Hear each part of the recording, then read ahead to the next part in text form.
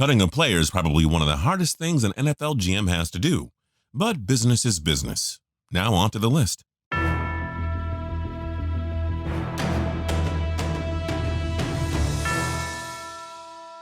Hold up, wait a minute. I'm pausing the video so I can put my 2 cents in it. We just want to let you know about our friggin' awesome giveaway at the end of the month, where we'll be giving away $500 cash, not to 1, not to 2, but 3 lucky subscribers. Why? Because we like you. And we want to thank you, the fans of TPS, for making all of this possible. So what do you have to do? Well, to enter the contest, all you need to do is subscribe and then have your notifications on. And you've got to be a regular commenter throughout the month. So smash that bell, like our videos, and comment on our videos too.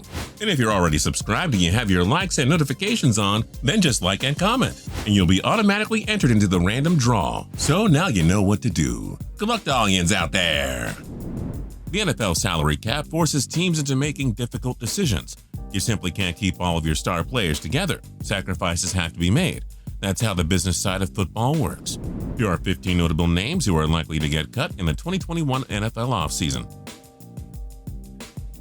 Number 15, Jimmy Graham. The 2-year, $16 million deal Graham received from the Chicago Bears last year didn't end up being that disastrous. He racked up 8 touchdown receptions and helped Chicago snag the final wildcard spot in the NFC. But Graham is well past his prime, and there's no way he's worth a $10 million cap hit in 2021. The Bears can save $7 million if they release the 5-time Pro Bowler. That's just too good of a business move to pass up on. Graham can still be a serviceable red zone weapon for anybody. And maybe the Bears bring him back on a structured deal, but it would be surprising if he was on the Bears roster in 2021 with the same $10 million cap hit.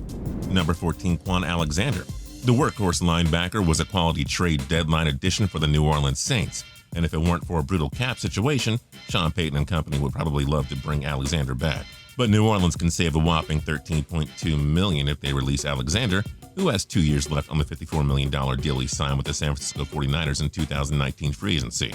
There is absolutely no way the cap-strapped Saints keep Alexander on their roster. He'll have to agree to a restructured deal if he wants to stay in the Big Easy. But for now, Alexander is a highly likely release candidate. 13, Golden Tate. Tate hasn't lived up to expectations with the New York Giants. That 4-year, $37.5 million deal he signed in 2019 felt like a giant overpay from day one. You could see it a mile away. If the Giants cut Tate after June 1st, they'll save $8.5 million. Of course, the front office could also see if anybody wants to trade for Tate who could use a change of scenery. Someone might be willing to surrender a late-round pick for his services. If not, expect Tate to hit the open market at some point, likely this summer. He's been on the decline over the last 3 years, and the Giants can't justify keeping him around on a $10.85 million cap hit in 2021. 12, Jamie Collins. Following a resurgent 2019 season with the New England Patriots, Collins landed a 3-year, $30 million contract in the Detroit Lions. Then head coach Matt Patricia and GM Bob Quinn hoarded former Patriots players, hoping they could fix their wretched defense. The Lions' D was downright atrocious in 2021, however, and Collins looked nothing like the game-changing force we've seen in Foxborough.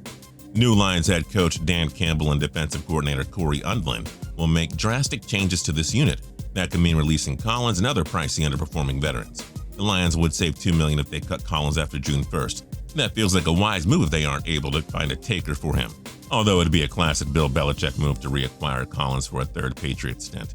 Either way, if Campbell and Undlin don't see fit for Collins in their system, he'll be one and done in Motown. Number 11, Malcolm Butler. Even though he hasn't lived up to the $61 million contract he signed in 2018, the Tennessee Titans probably don't regret overpaying Butler. He netted them 3 straight winning seasons, 2 playoff berths, an AFC championship berth, and an AFC South Division title. But Butler hasn't played like the former Pro Bowler we saw in New England. Stop us if you heard that one before. With 3 of the 5 years on his deal out of the way, now's a good time for the Titans to consider releasing the Super Bowl 49 hero. Releasing Butler before June 1st would save the Titans a precious $10.2 million in cap space. That's some precious money for a team with a leaky secondary and a woeful pass rush. 10, Emmanuel Sanders. Looking to find a reliable complement to top wide receiver Michael Thomas, the Saints handed Sanders a 2-year pact worth $16 million in free agency. In 14 games, Sanders posted a solid stat line of 61 catches for 726 yards and 5 touchdowns.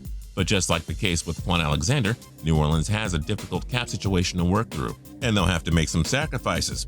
There's always a chance that Sanders restructures his deal. He worked nicely as a number 2 receiver with the Saints after all. But it also wouldn't surprise us if they cut Sanders after June 1st, since it would save them $6 million in cap space. New Orleans' best bet may be to release Sanders and look for a younger, cheaper receiver in free agency or in the draft. 9. Sheldon Richardson. Looking to beef up their defensive line and get Myles Garrett some help, the Cleveland Browns handed Richardson a 3-year, $36 million contract in 2019 free agency. He hasn't quite lived up to that contract, but he hasn't been bad either. That said, money always talks in the NFL, and Cleveland can save a solid $11.5 million for the next season if they release Richardson. Unless he restructures the final year of his contract, releasing him seems like a no-brainer for GM Andrew Berry. Cleveland will soon face a cap crunch when it's time to pay Nick Chubb and Baker Mayfield, which is also around the same time Garrett's $125 million extension kicks in. So rather than look to extend Richardson, the Browns may want to release him now and find cheaper replacements in free agency, where there will be plenty of other options. Number 8, Dante Fowler Jr. We weren't all that thrilled with the Atlanta Falcons' decision to hand Fowler a 3-year, $48 million deal in 2020 free agency. His career production up to that point was way too inconsistent. And surely enough, Fowler struggled mightily with a career-low 3 sacks in 2020. That's a far cry from the career-best 11.5 he posted with the Los Angeles Rams in 2019. The Falcons appear to be in rebuilding mode with new head coach Arthur Smith and new GM Terry Fontenot, so there's no sense in keeping Fowler around. If they release him after June 1st, they save just under $7.9 million for the season. That seems like a better call as opposed to holding out hope that he returns to his 2019 form. Number 7, Kyle Rudolph. The Minnesota Vikings fan favorite probably should have been traded in 2019 or 20 when his value was somewhat high. But his production has declined over the last 2 years, and the Vikings probably won't find much interest if they put him on the trade block. Rudolph has been held to under 400 total receiving yards in each of the last 2 years now. Once a reliable security blanket and a consistent chain mover on third downs, Rudolph is no longer much of a threat in Minnie's passing game. The 2-time Pro Bowler has already stated that he won't restructure his deal. Well, the Vikings would save approximately $7.937 million if they released Rudolph after June 1st. To us, that seems like a better deal than keeping his $9.45 million cap hit on the books. The Vikings could use that extra money to fix their broken defense. Number 6, Dee Ford. The 49ers probably regret handing Dee Ford that 5-year, $85.5 million deal after acquiring him in a 2019 offseason trade with the Kansas City Chiefs. Not just because of the lackluster production, but also because they didn't have the cap space to retain superstar DeForest Buckner, who was traded to the Indianapolis Colts last year. The good news is that the 49ers still have a strong pass rush unit led by Nick Bosa, Arik Armstead, and Fred Warner. They can easily move on from Ford and find a more affordable option. If the 49ers cut Ford after June 1st, they'll save about $15.3 million in cap space. Yeah, healthy Dee Ford can push for double-digit sacks, but why take that chance? The 49ers need every penny.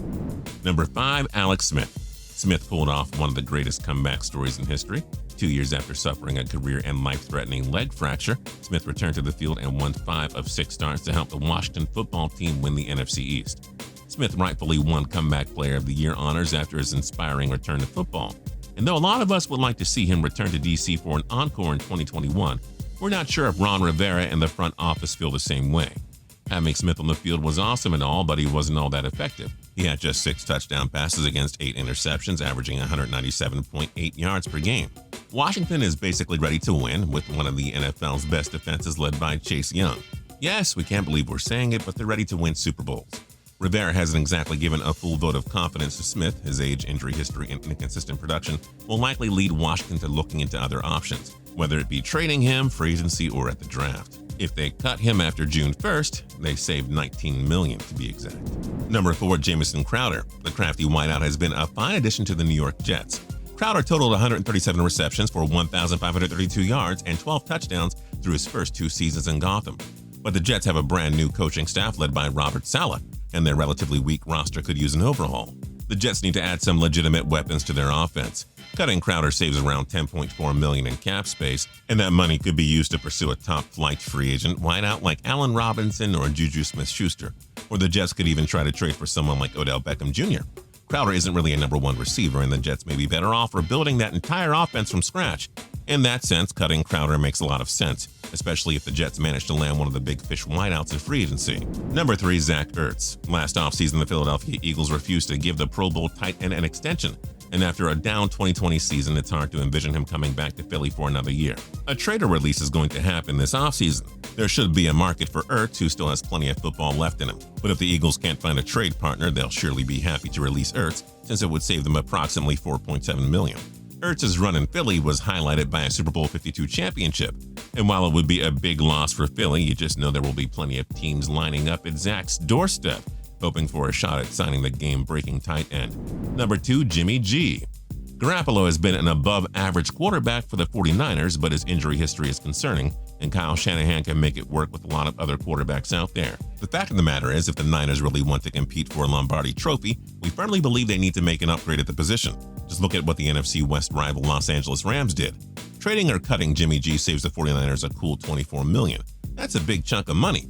If this team can use that money to help them secure an even better signal caller, you'd have to think they would once again be among the teams to beat in the NFC. Jimmy G has had himself a decent run in San Fran, but at this point, all signs point to the two sides parting ways this offseason. Number 1, Von Miller. The Denver Broncos have a 2021 club option of $17.5 million for the Super Bowl 50 MVP. But when you consider all of the factors, this release feels inevitable. Why? For starters, Denver would save a monumental $18 million by letting Miller go. Secondly, he'll be entering his age 32 season. Miller missed all of 2020 after suffering a dislocated peroneal tendon during a practice prior to the start of the season. Oh, and Miller had just 8 sacks in 2019, far below his usual standards. With the Broncos in rebuilding mode, it makes sense to move on from a fading star, whose age and injury woes suggest he's well past his playing prime. And Voss should have the desire to join a Super Bowl contender anyway. Yes, it'll mark the end of an era in Mile High City. But this seems like a release that makes too much sense for both sides not to happen. What other big-named NFL players do you think will be cut this offseason? Join us in the comment section down below. If you like this video and learned a thing or two, click that like button and it helps us out a ton, and we appreciate it. And if you haven't been to TPS before, feel free to subscribe for more cool videos every single day. We'll see you next time.